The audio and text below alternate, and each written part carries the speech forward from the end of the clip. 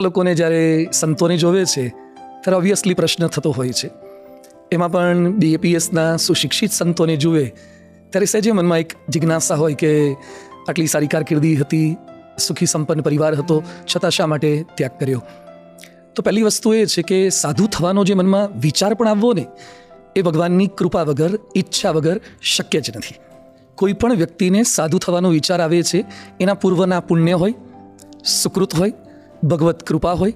ગુરુ કૃપા હોય અને મા બાપના એવા આદર્શ સંસ્કારો હોય અને જીવની મુમુક્ષુતા હોય તો ભગવાનના માર્ગે ચાલવાનો વિચાર આવે. હું નાનો હતો ત્યારથી ભગવાનની એવી કૃપા રહી કે મને મંદિર દર્શને જવું, સંતોનો સમાગમ કરવો, વાંચન કરવું એ ખૂબ ગમતું અને સમયે સમયે એવા સંતોનું માર્ગદર્શન મળતું ગયું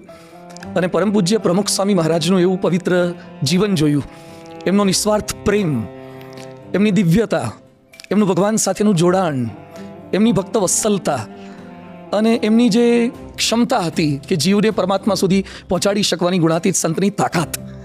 આ જોયા પછી લાગ્યું કે આ લૌકિક જીવન તો અનેક જન્મો સુધી આપણે વિતાવ્યા છે અને શાસ્ત્રો કહે છે કે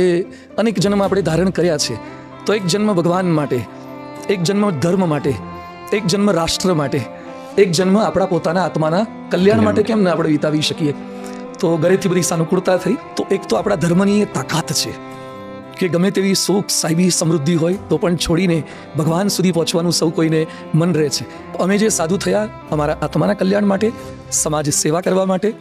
રાષ્ટ્ર સેવા કરવા માટે અને સનાતન ધર્મની સેવા કરવા માટે અમારા પૂર્વાશ્રમના માતા પિતા, સ્નેહીજનોની પરમિશન સાથે પણ ભગવત કૃપાએ સેવા માટે, સાધના માટે, જીવના મોક્ષ માટે અને ભગવત સાક્ષાત્કાર માટે પ્રમુખ સ્વામી મહારાજની, મહંત સ્વામી મહારાજની કૃપાથી આ સાધુનો માર્ગ, સમર્પણનો માર્ગ, સંયમનો માર્ગ, સેવાનો માર્ગ, સુરતભાવનો માર્ગ પસંદ કર્યો છે.